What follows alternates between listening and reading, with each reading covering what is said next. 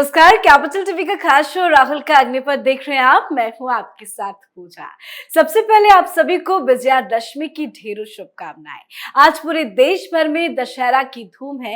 रावण दहन को लेकर भी हर साल की तरह इस बार भी लोगों में जोश चरम पर है, तैयारियां खास है। बड़े बड़े नेता दशहरा की शुभकामनाएं दे रहे हैं। पीएम मोदी ने कहा कि पाप पर पुण्य की जीत का दिन है। तो वहीं कांग्रेस पार्टी की बात करें तो कांग्रेस के नेताओं की तरफ से भी दशहरा की बधाइयां आ रही हैं।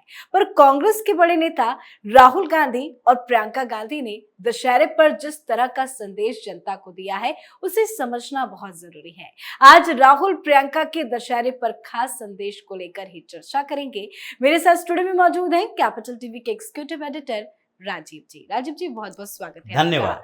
तो सबसे पहले आपको राहुल गांधी का संदेश दिखाते हैं। राहुल गांधी ने सोशल मीडिया एक्स पर ट्वीट कर लिखा, अच्छाई की बुराई पर जीत के महापर्व विजयादशमी की सभी को हार्दिक शुभकामनाएं। असत्य और अहंकार का नाश हो, सत्य और मानवता का सभी के जीवन में वास हो। शुभ दशहरा। ये इस तरह का संदेश राहुल गांधी देके क्या जनता तक मैसेज देना चाहते हैं? देखिए, संदेश तो राहुल गांधी ने नहीं दिया।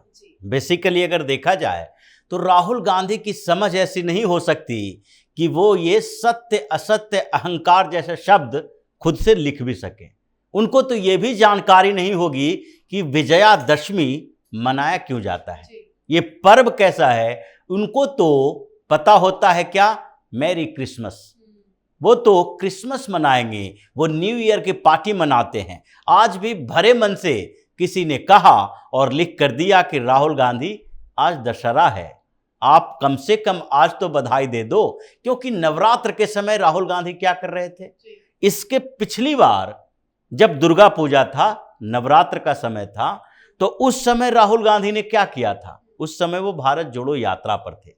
ये भारत जोड़ो यात्रा के समय राहुल गांधी ने कोई छुट्टी नहीं की थी, ये यात्रा करते रहे। इनको कोई लेना देना नहीं था नवरात्र से या फिर दशहरा से। एक आध दिन मजबूरी में लोगों ने, भीड़ जुटाने वाले जो लोग थे उन लोगों ने मना कर दिया तो राहुल गांधी रुक गए थे। लेकिन जब क्रिसमस का समय आया था पिछली बार भारत जोड़ो यात्रा के समय, तो उस समय इन्होंने क्या कहा था, बहाना अलग था लेकिन इन्होंने 10 दिन यात्रा रोक दी थी। और कहा क्या गया कांग्रेस की तरफ से कि अभी जो सर्दियों का मौसम आने वाला है, जिसके कारण समस्या हो रही है, कंटेनर की मरम्मत कराई जाएगी और सर्दियों के अनुकूल बनाया जाएगा। लेकिन इतने दिन पहले से इनको क्या जानकारी नहीं थी कि सर्दियों का मौसम आने वाला है। और जब आपने भारत जोड़ो यात्रा की शुरुआत की थी, उस समय भी आपको पता था कि जब यात्रा करेंगे तो उसका पूरा शेड्यूल है, किन किन जगहों से गुजरना है और किस महीने में गुजरना है। तो पहले से व्यवस्था करके रखनी चाहिए। दूसरे कामों के लिए आपके पास करोड़ों रुपया है, घूमने के लिए पैसे हैं, और कांग्रेस के पैसे से ही अय्याशी करते हैं विदेशों में जाकर। लेकिन यहां पर बहाना बनाया गया, काम कुछ और था। क्योंकि क्रिश्चियन का पर्व जब हो तो राहुल गांधी के घर में अब माहौल कैसा हो सकता है।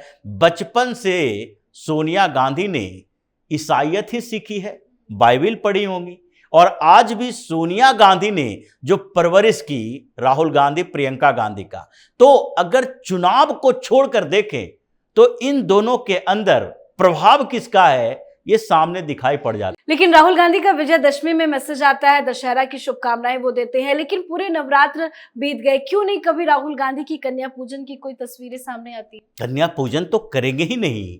और नवरात्र के समय ये नवरात्र मनाने वाले लोग नहीं हैं, ये पर्दे के पीछे चिकन खाने वाले लोग हैं।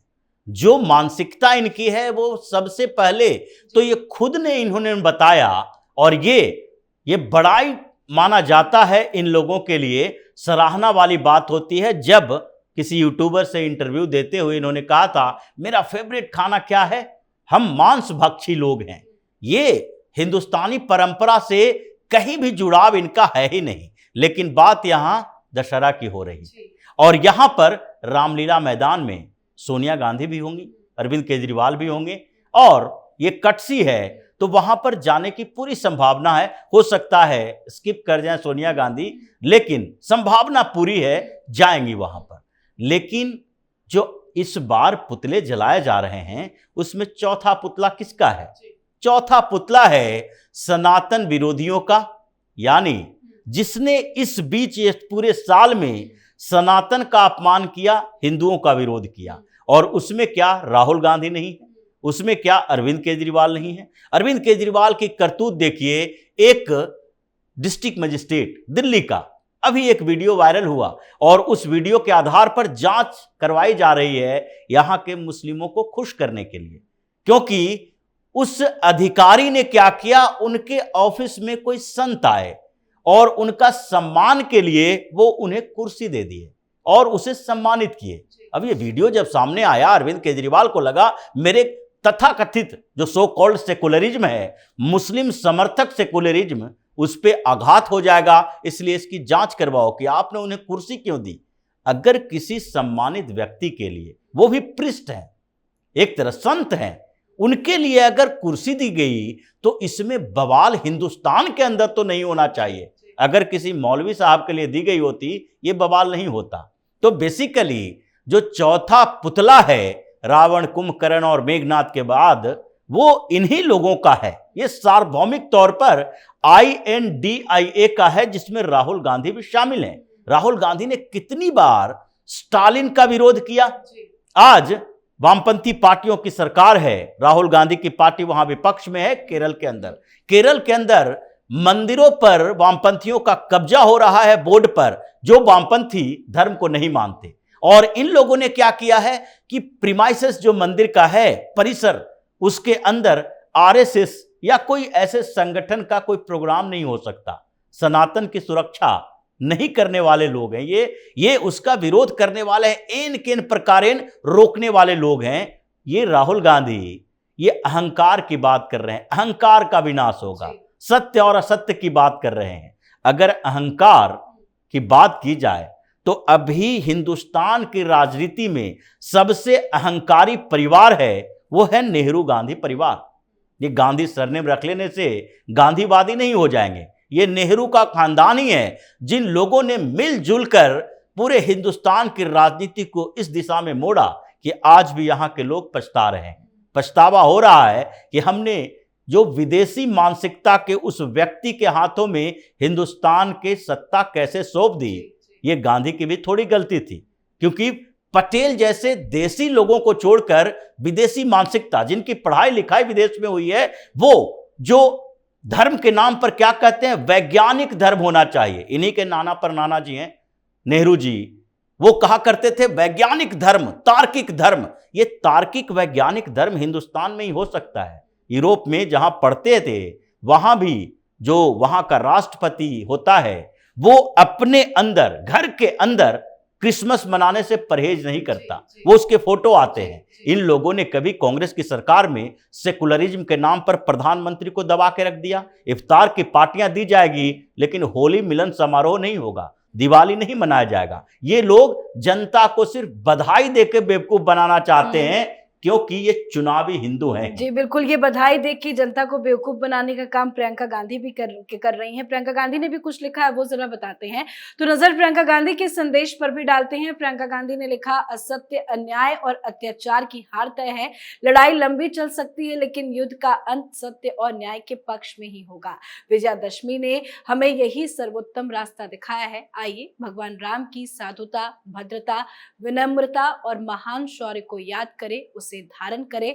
आप सबको विजयादशमी की बधाई। उत्सव के साथ साथ ये संकल्प का भी दिन है। क्या संकल्प लेंगे?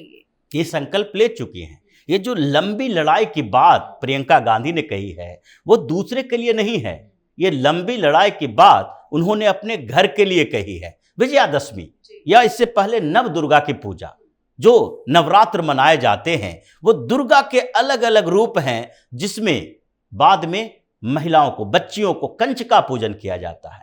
लेकिन प्रियंका गांधी के घर में देखिए ये माहौल कैसा रहा। प्रियंका गांधी लंबे समय तक संघर्ष करती रही, अब हमें राजनीति में आने दो, अब हमें राजनीति में आने दो। लेकिन सोनिया गांधी उनके राजनीतिक कैरियर पर कुंडली मारकर बैठी हुई थी कि जब तक राहुल गांधी को कांग्रेस का अध्यक्ष नहीं बना देते, जब तक राहुल गांधी को एक्सेप्टेंस नहीं मिल जाता कांग्रेस के अंदर, तुम्हें राजनीति में नहीं आना है।